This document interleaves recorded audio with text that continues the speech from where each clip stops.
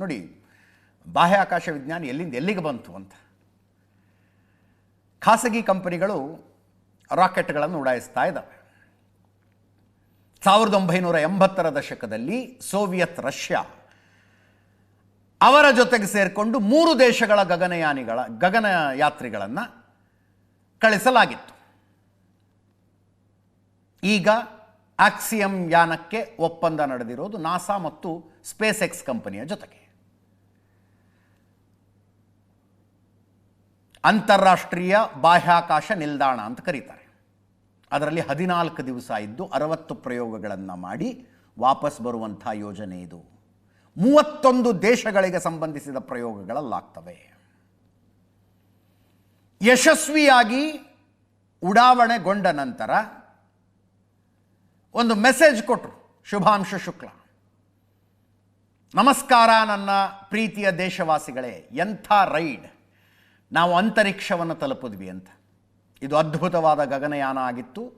ಪ್ರತಿ ಸೆಕೆಂಡಿಗೆ 7.5 ಕಿಲೋಮೀಟರ್ ಸ್ಪೀಡ್ನಲ್ಲಿ ಚಲಿಸ್ತಾ ಇದ್ದೀವಿ.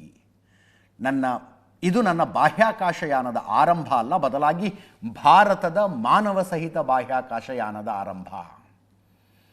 ನಮ್ಮ ದೇಶವಾಸಿಗಳು ಈ ಯಾತ್ರೆಯ ಭಾಗವಾಗಿದ್ದೀರಿ ಅಂತ ಭಾವಿಸ್ತೀನಿ. ಬನ್ನಿ ನಾವೆಲ್ಲರೂ ಸೇರಿಕೊಂಡು ಭಾರತದ ಮಾನವ ಸಹಿತ ಗಗನಯಾನ ಕಾರ್ಯಕ್ರಮವನ್ನು ಆರಂಭಿಸೋಣ. ಜೈ ಹಿಂದ್, ಜೈ ಭಾರತ್ ಅಂದರು. ಕೇಳಿಸ್ಕೊಳ್ಳಿ ಒಮ್ಮೆ. देशवासियों, व्हाट अ राइड। 40 साल बाद हम वापस अंतरिक्ष में पहुंच गए हैं और कमाल की राइड थी। इस समय हम 7.5 किलोमीटर प्रति सेकंड की रफ्तार से पृथ्वी के चारों तरफ घूम रहे हैं और मेरे कंधे पे मेरे साथ मेरा तिरंगा है जो मुझे बता रहा है कि नहीं हूँ, मैं आप सबके साथ हूँ।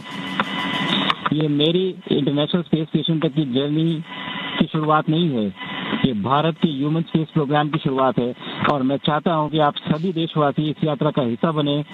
आपका भी सीना गर्व से चौड़ा होना चाहिए, आप भी उतना ही एक्साइटमेंट दिखाइए। आइए हम सब मिलकर भारत की इस ह्यूमन स्पेस प्रोग्राम की जर्नी की शुरुआत करें। धन्यवाद। जय हिंद, जय भारत। ಅಂತರಿಕ್ಷದಿಂದ ಬಂದ ಧ್ವನಿ ಕೇಳೋದಕ್ಕೆ ಖುಷಿ ಆಗುತ್ತೆ. ಸ್ಪೇಸ್ ಸ್ಟೇಷನ್ಗೆ ಹೋಗ್ತಾರೆ ಇವರು, ISS. ಆ ಸ್ಪೇಸ್ ಸ್ಟೇಷನ್ ಒಂದು ಇಂಟ್ರೆಸ್ಟಿಂಗ್ ಫೆನಾಮಿನಾ. 1998ರಲ್ಲಿ ಆಕಾಶದಲ್ಲಿ ಇದರ ನಿರ್ಮಾಣ ಆರಂಭಗೊಂಡಿತು. 1998ರಲ್ಲಿ ಶುರುವಾದದ್ದು 2011ರಲ್ಲಿ ಕಂಪ್ಲೀಟ್ ಆಯಿತು.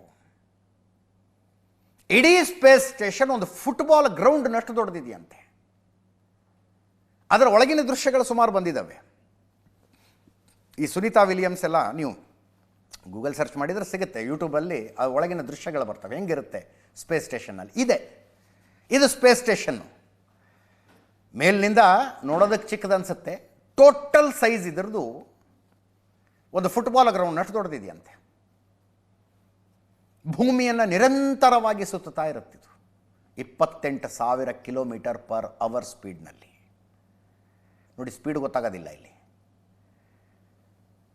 ಸ್ಪೀಡ್ ನಮಗೆ ಗೊತ್ತಾಗೋದು ರಿಲೇಟಿವ್ ಯಾವಾಗಲೂ, ಅಂದರೆ ಅಕ್ಕಪಕ್ಕದ ವಸ್ತುಗಳು ಎಷ್ಟು ಜೋರಾಗಿ ಹಿಂದೆ ಹೋಗ್ತಾ ಇದ್ದಾವೆ ಅನ್ನೋದ್ರ ಮೇಲೆ ನಮಗೆ ಸ್ಪೀಡ್ ಗೊತ್ತಾಗೋದು, ಇದರಲ್ಲಿ ಗೊತ್ತಾಗೋದಿಲ್ಲ.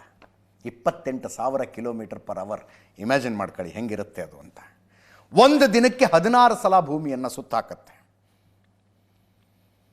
ಗಗನಯಾನಿಗಳು ಇಲ್ಲಿ ಉಳಿದುಕೊಳ್ಳಬಹುದು. ಅವರು ಉಳ್ಕೊಳ್ಳೋ ಜಾಗ 5 ಬೆಡ್ರೂಮ್ ಮನೆ ಎಷ್ಟು ದೊಡ್ಡದಿದೆಯಂತೆ ಗಗನಯಾನಿಗಳಿರುವಂಥ ಜಾಗ.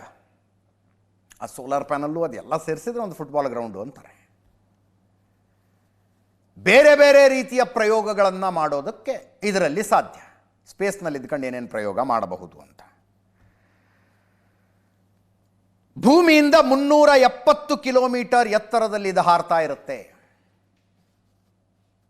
ನೋಡಿ, ವಿಮಾನ ಕಮರ್ಷಿಯಲ್ ಫ್ಲೈಟು ಹೆಚ್ಚು ಕಡಿಮೆ 25ರಿಂದ 30 ಸಾವಿರ ಅಡಿ ಎತ್ತರದಲ್ಲಿ ಹಾರ್ತಾ ಇರುತ್ತೆ. 25ರಿಂದ 30 ಸಾವಿರ ಅಡಿ ಫೂಟ್. ಇದು 370 ಕಿಲೋಮೀಟರ್ ಎತ್ತರದಲ್ಲಿದೆ. ಕೆಲವೊಂದು ಸಲ ಆಕಾಶ ತುಂಬ ಕ್ಲಿಯರ್ ಇದ್ದಾಗ ಬರಿಗಣ್ಣಲ್ಲಿ ನೋಡ್ಬೋದು. ಅಂದರೆ ಏನೋ ಒಂದು ಲೈಟ್ ಹತ್ತಂಗೆ ಹೋಗ್ತಾ ಇರುತ್ತೆ ಅಂತಾರದ. ಇದೇ ನೋಡಿ ISS ಅದೇ ಅಂತ. ಭೂಮಿಯ ಮೇಲೆ ಕೂತ್ಕೊಂಡು ಒಂದು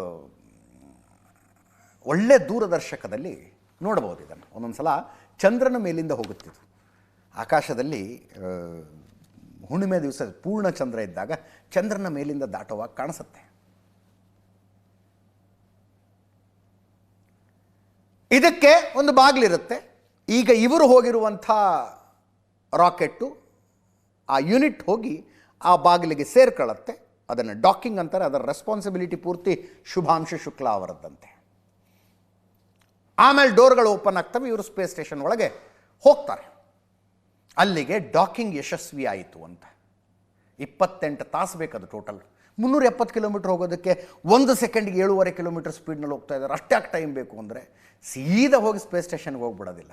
ಭೂಮಿಯನ್ನು ಸುತ್ತ ಹಾಕಿ ಹಾಕಿ ಹಾಕಿ ಹಾಕಿ ಚಂದ್ರಯಾನ ಮಂಗಳಯಾನದ ಸಂದರ್ಭದಲ್ಲಿ ಹೇಳಿದ್ದೀವಿ ನಾವು. ಭೂಮಿಯನ್ನು ಸುತ್ತ ಹಾಕಿ ಹಾಕಿ ಹಾಕಿ ಹಾಕಿ ರಾಹುಲ್ ಗಾಂಧಿ ಅವರು ಹೇಳ್ತಿರ್ತಾರಲ್ಲ ಎಸ್ಕೇಪ್ ವೆಲಾಸಿಟಿ, ಆ ಎಸ್ಕೇಪ್ ವೆಲಾಸಿಟಿಯ ಮೂಲಕ ಅಲ್ಲಿಗೆ ಹೋಗುತ್ತೆ ಅಂತ.